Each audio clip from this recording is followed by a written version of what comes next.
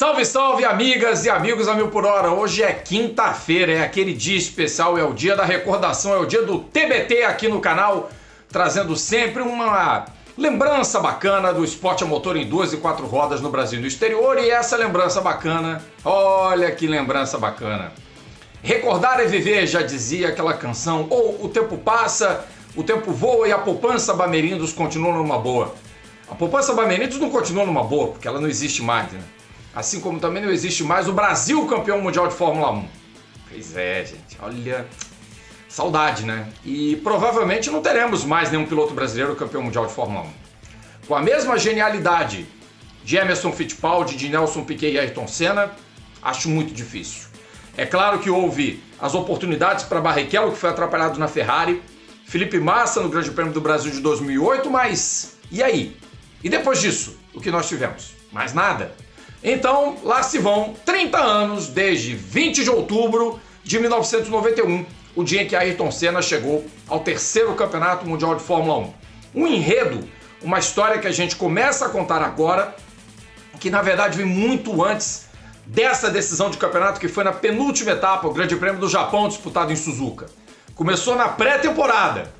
E vocês sabem o que aconteceu na pré-temporada? Pois é. A Ferrari encheu a boca, tinha Cesare Fiorito, tinha Alain Prost sendo o primeiro piloto do time, Jean Alesi entrando na equipe de Maranello depois de uma excelente temporada pela Tyrrell, uma boa temporada de novato. A Ferrari se autodenominou campeão mundial dos testes de inverno. Ela dominou todos os treinos de pré-temporada. E muita gente achava que os vermelhos iam matar a tapa no campeonato de 91. Também puderam, né? Depois de tudo que fizeram nos treinos prévios para o campeonato, o favoritismo era todo da Ferrari.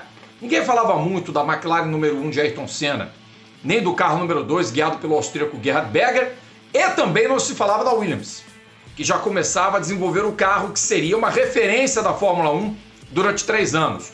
Os projetos FW14, FW14B e FW15, que era o chamado carro de outro planeta, na acepção de Ayrton Senna da Silva. E ele sentiria isso ao longo do campeonato. Mas a McLaren ainda era uma força dominante, impulsionada pelo motor Honda, era um motor de 12 cilindros para o campeonato de 1991, o que deixou o conjunto um pouco mais pesado. O McLaren estava longe de ser um carro esteticamente bonito, mas era eficiente e era competitivo. E provou isso no começo do campeonato, um carro com muito mais durabilidade do que Ferrari e do que Williams.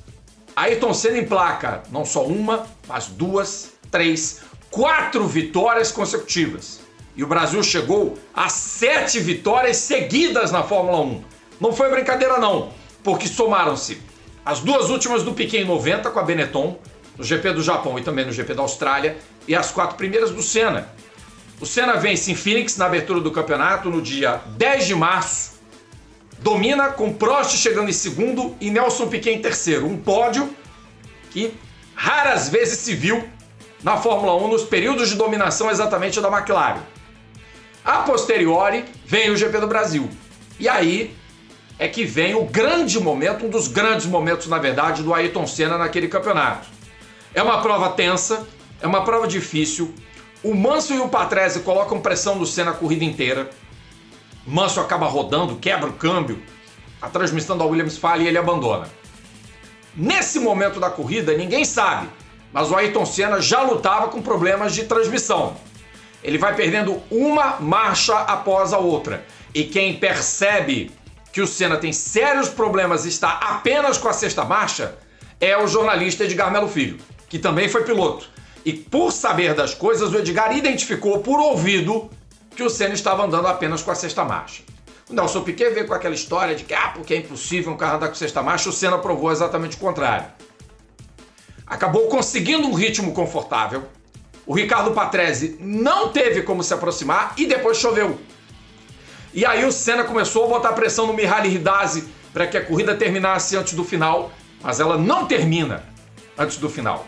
A diferença é de menos de 3 segundos na bandeirada. 2,9 para ser mais exato. E Ayrton conquista uma vitória redentora. Em 90 ele tocou com o Satoru Nakajima. Foi chamado de precipitado e não aceitou ser chamado de precipitado.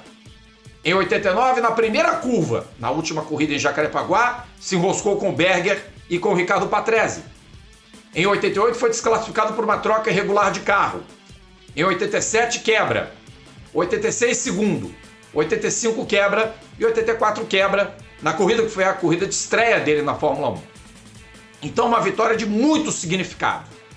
Além de chegar a 20 pontos, além de atingir a pontuação máxima nas duas primeiras provas do campeonato, tem todo esse componente emocional. E é a catarse, essa vitória do Ayrton Senna. É inesquecível a comemoração, ele socando o capacete, urrando, no áudio aberto da transmissão da TV Globo.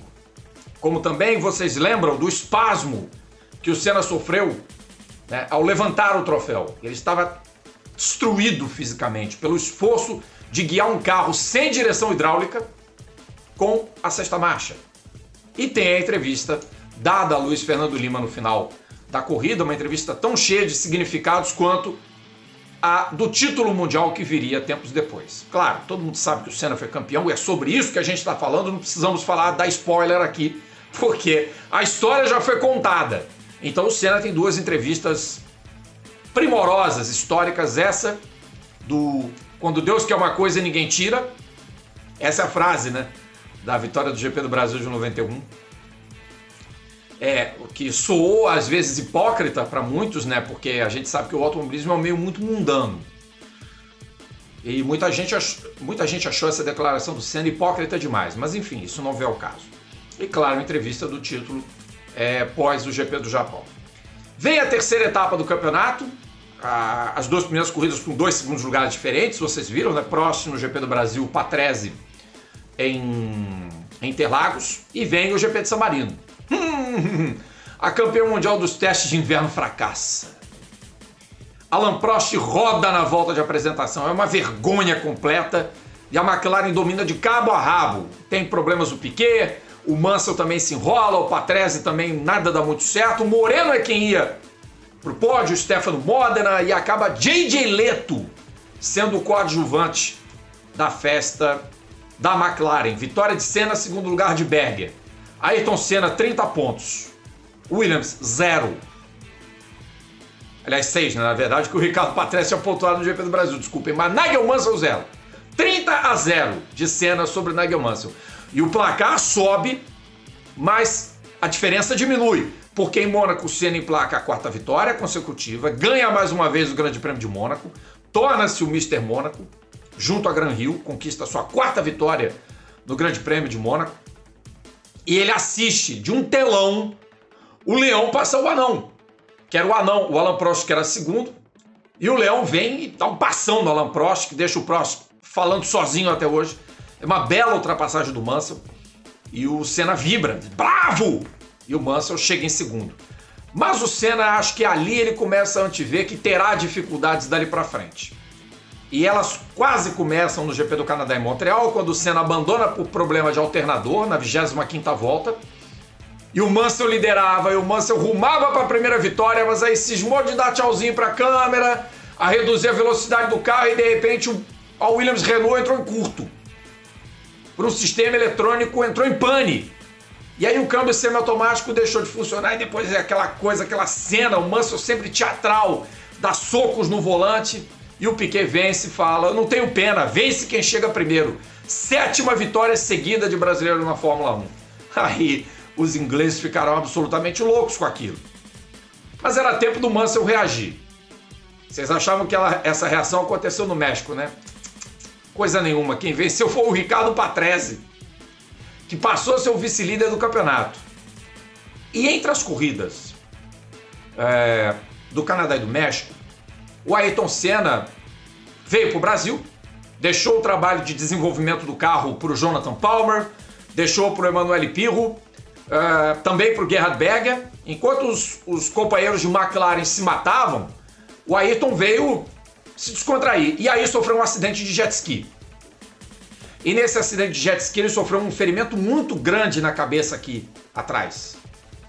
Levou muitos pontos e esse incômodo o acompanhou todo o final de semana do GP do México. Não obstante, o Ayrton, no afã de tentar alcançar a velocidade da Williams, que lá estava imbatível, e isso muito por conta do desenvolvimento do carro com suspensão ativa, o Ayrton sofreu uma capotagem na curva peraltada, na curva parabólica do circuito Hermanos Rodrigues. E na corrida ele não pôde fazer nada, levou 34 segundos no bolso do macacão dos dois carros da Williams. Foi uma diferença absurda que o Ayrton Senna sofreu. Aliás, não sei se foi 34, acho que foi mais de 1 minuto de diferença.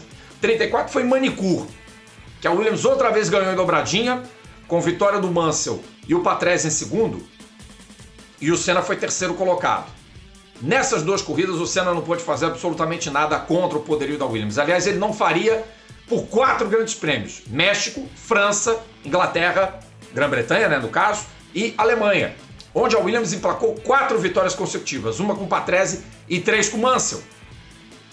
Quando a gente vê o Grande Prêmio da Inglaterra, a cena é emblemática, né? O Ayrton acaba com pane seca, termina a prova em 4º lugar e acaba pegando carona no carro que ele dizia ser de outro planeta.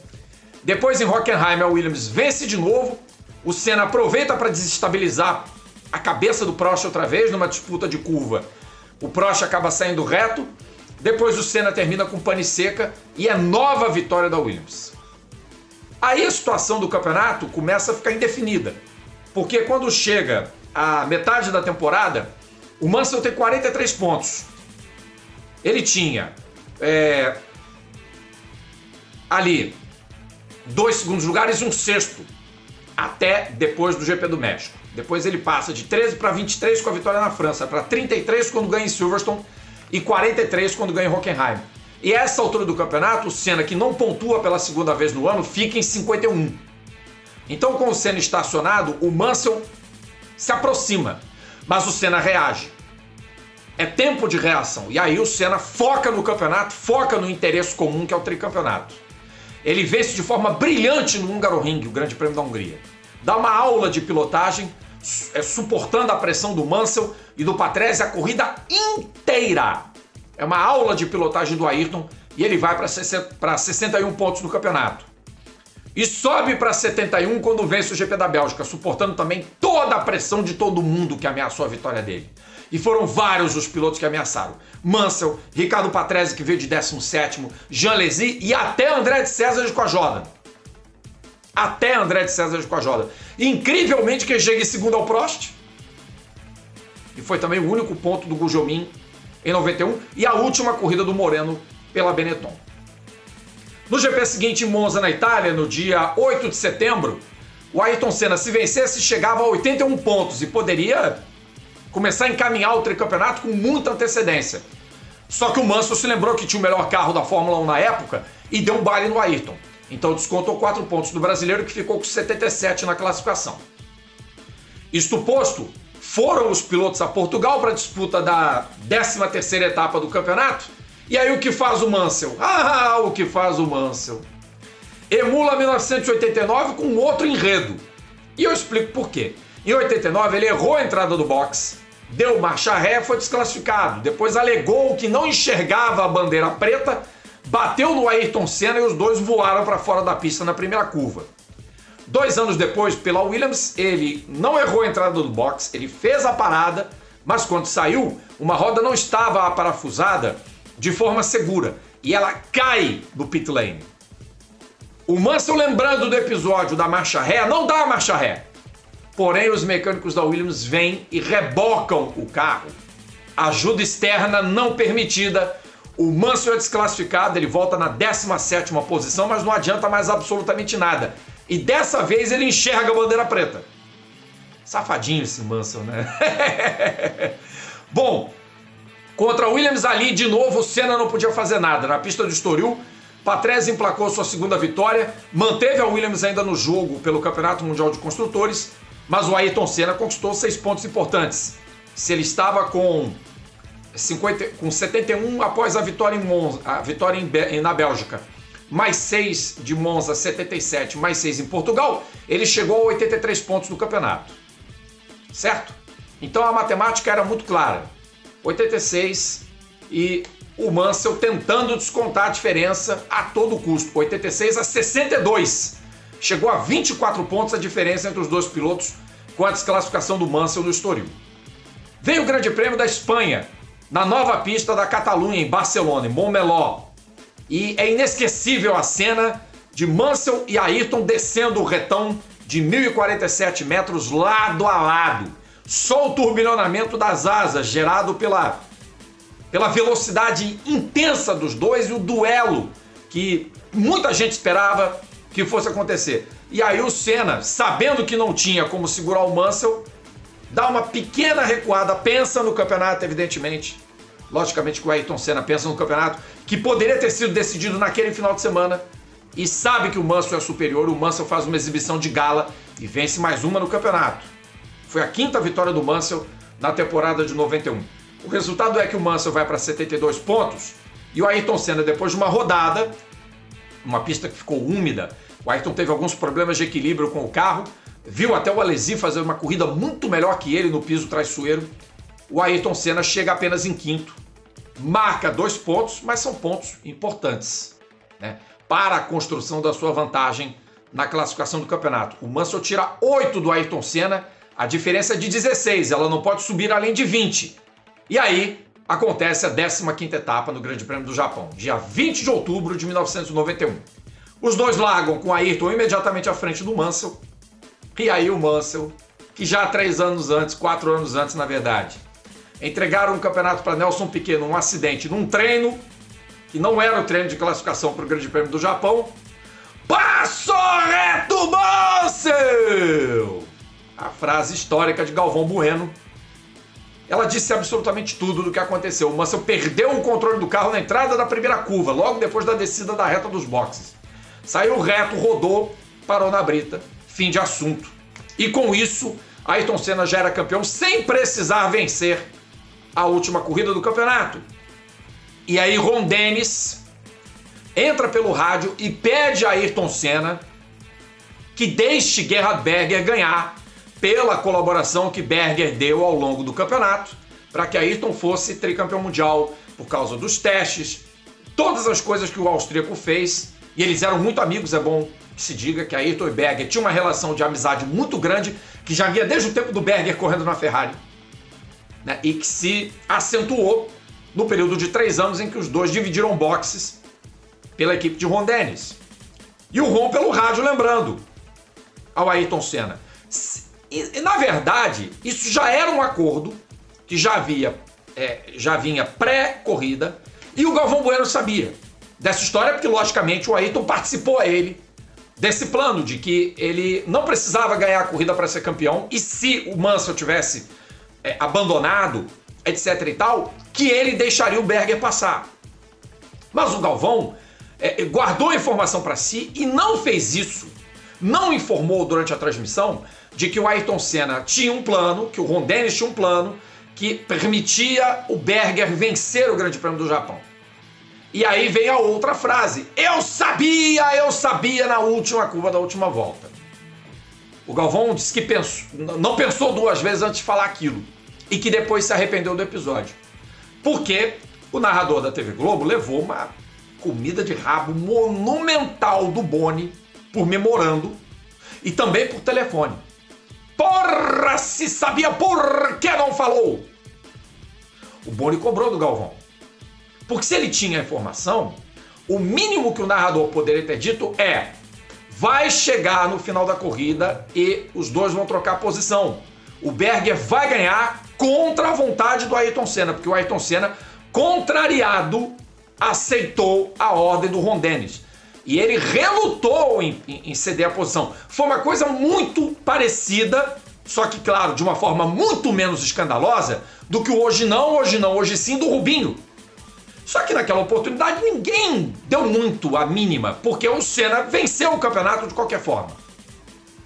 Com o segundo lugar, ele chegou a 91 pontos no campeonato.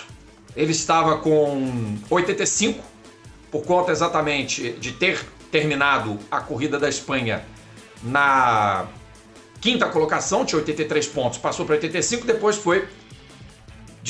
ele foi para 86 pontos com o segundo lugar. Ele tinha 78 após o segundo lugar em Portugal, é isso? Ih, agora já me embaralhei nas contas aqui. Mas vamos lá. Estava com 71 após o GP da Itália, após a Bélgica. Itália mais 6, 77, mais 2, 83, 85, é isso mesmo. Ele chegou a 91 pontos no campeonato, é porque depois da prova da Austrália, Essas coisas de matemática, é por isso que eu virei jornalista. O GP da Austrália, os pontos foram auferidos pela metade. Aí deu uma embananada aqui. Mas ficou 91 pontos para o Ayrton, 72 para o Mansell. A diferença não podia ser mais alcançada, já que era de 19 pontos e restava uma prova. O Ayrton já era campeão de qualquer jeito. Não, jornalista. Ai, é por isso mesmo que eu fui trabalhar com isso aqui. Bom, e aí tivemos a última corrida do campeonato em 3 de novembro, o Grande Prêmio da Austrália em Adelaide. Foi aquela pataquada. Uma corrida que durou 25 minutos e 14 voltas, foi interrompida porque não tinha condição de segurança, muitas as saídas de pista, muitos os acidentes, muito risco, muito perigo, e o Ayrton Senna emplacou mais um triunfo no campeonato, foi a sua 7ª vitória ao total no campeonato que ele venceu, somando 96 pontos contra 72 do Nigel Mansell, que seria o vice-campeão mundial de 1991. Já era o começo do fim da hegemonia da McLaren. A McLaren teve os sinais de que em 1992 a coisa seria completamente diferente, como de fato foi, e o Mansell venceu com uma antecipação nunca antes vista. O Mansell foi campeão em agosto, no Grande Prêmio da Hungria, no Hungaroring, tendo sido o segundo colocado numa corrida que o Ayrton Senna acabaria triunfando. E assim terminou o campeonato. A McLaren venceu um total de 8 provas, foram 7 vitórias do Senna, uma do Berger. A Williams venceu 7 corridas, 5 com Mansell, 2 com Ricardo Patrese e uma solitária vitória da Benetton com Nelson Piquet no Grande Prêmio do Canadá. A Ferrari, a campeã mundial de testes de inverno, na última prova do campeonato, quem estava sentado no carro 27 era Gianni Morbidelli. Alain Prost tinha sido demitido da equipe de Maranello. Criou-se um clima terrível, diria Galvão Bueno, em mais um de seus aforismos históricos. O Prost depois tiraria um ano sabático e voltaria para ser tetracampeão mundial com o carro de outro planeta, com o carro que o Ayrton Senna ansiava tanto guiar na temporada de 1993. E a bem da verdade, o Ayrton Senna já queria ser piloto da Williams em 1991, para quem não sabe. Por que vocês acham que o Nigel Mansell acabou voltando? Que na verdade o Ayrton Senna estava em negociação para ser piloto da equipe de Grove. E como as negociações entraram num perigoso desvio, vem o Jalesi e assina. Só que a Williams fica, assina, não assina, assina, não assina, porque ela queria o Senna, na verdade. E poderia ter juntado o Senna e a Alesi na mesma equipe. Aí vem o Mansell e aceita voltar à equipe britânica. E aí a Ferrari, interessada no serviço do Jalesi, compra o contrato, paga a multa e bota uma Williams, e bota uma Ferrari, desculpem, no museu da Williams. São muitas histórias que a gente pode contar em TBT, inclusive essa da demissão do Prost, que o Igor Munarim, que é um atento espectador aqui do canal A Mil por Hora com o Rodrigo Matar, sugeriu para um dos próximos temas, assim como a gente falar dos outros personagens, das outras personagens de 91, um ano mágico para o esporte brasileiro em termos do motorsport, porque o Christian Fittipaldi ganhou na Fórmula 3000 e o Rubens Barrichello ganhou no campeonato mais importante da Fórmula 3 do mundo, naquele ano, que era a Fórmula 3 inglesa. Inclusive, acho que vale a pena a gente pegar no próximo TBT e juntar esses dois e falar disso. Acho que é uma boa a gente lembrar disso. E cabe aqui a reflexão. Vocês percebem como eram as coisas, né? Há 30 anos atrás, o Brasil comemorava 3 títulos internacionais. Um campeonato de Fórmula 1, um título da Fórmula 3000 e a Fórmula 3 inglesa, que era um campeonato internacional, porque tinha pilotos de diversos países. Não eram só britânicos que corriam o campeonato, né? Desde que o mundo é mundo, a Fórmula 3 inglesa foi frequentada por pilotos do mundo inteiro. E era uma época de tanto investimento que a Globo passou a transmitir os treinos oficiais, coisa que ela não fazia. Então, aquele ano de 91 ele foi especial em todos os sentidos, porque nós também passamos a ver aquilo que só ouvíamos do sinal verde, dos boletins do Reginaldo Leme no Jornal Nacional ou no Globo Esporte, que eram os áudios, né? O chamado audiotape, né? Porque você gravava por linha de telefone o audiotape e narrava. E no máximo era coberto com uma outra imagem e às vezes uma arte lá do Reginaldo Leme por telefone de não sei aonde. Era o que acontecia nos anos 1990 no GE. E no Jornal Nacional você tinha já uma matéria pronta, porque se usava o satélite para a geração de imagens que eram rebatidas do escritório de Londres para o Rio de Janeiro, onde é a sede da TV Globo.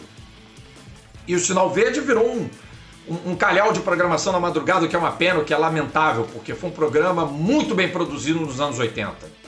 E o Reginaldo tem muita saudade desse tempo do Sinal Verde, ele sempre segredou isso para mim, para o Fred Sabino e para os amigos mais chegados dele. E nessa época a gente viu as poles históricas do Senna naquela temporada de 98, foram muitas, né? E claro, os momentos em que a Williams começou a sua ascensão no Campeonato Mundial, e o Senna viu a sua conquista de número 3 em grave perigo, mas o Ayrton foi muito safo, teve vitórias históricas como a do Brasil, a vitória do México, essas vitórias, de Mônaco, perdão, as vitórias emblemáticas da Hungria e da Bélgica, que muito contribuíram para o campeonato, mas há que se dizer que aquele início de temporada, Phoenix, Interlagos, San Marino e Mônaco, deu ao Ayrton um certo conforto.